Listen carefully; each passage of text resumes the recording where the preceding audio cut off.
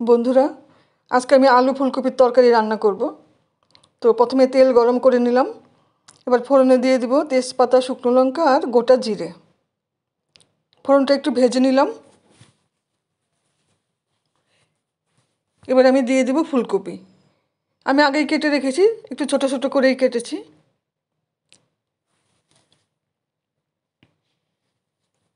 ফুলকপিটা একটু ভেজে নেব।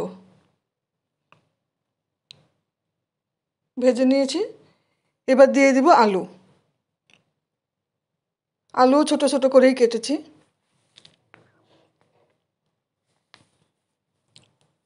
এবার দিয়ে দিব হলুদ গুঁড়ো পরিমাণ মতো আর পরিমাণ মতো নুন।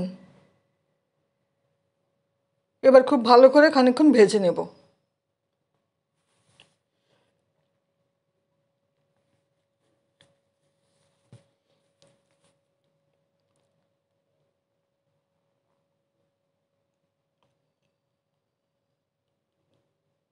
ভেজে নিয়েছি খানিকক্ষণ।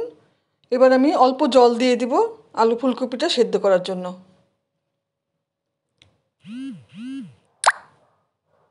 কিছুটা কাঁচা লঙ্কা দিয়ে দিলাম, চেরা কাঁচা লঙ্কা দিলাম। এবার আমি ঢেকে রান্না করব।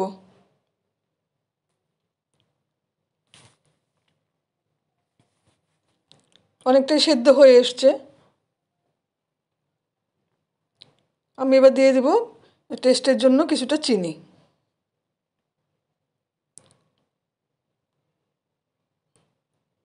হয়ে গেছে, খুব ভালো মতন সেদ্ধও হয়ে গেছে। এবার আমি গুঁড়ো গরম মশলা দিয়ে দিলাম।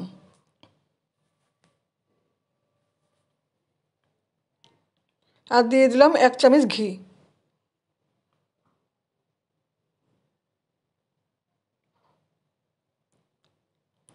এবার খানিকক্ষণ আমি ঢেকে গ্যাস অফ করে রেখে দেব। তারপর বেড়ে নিলাম।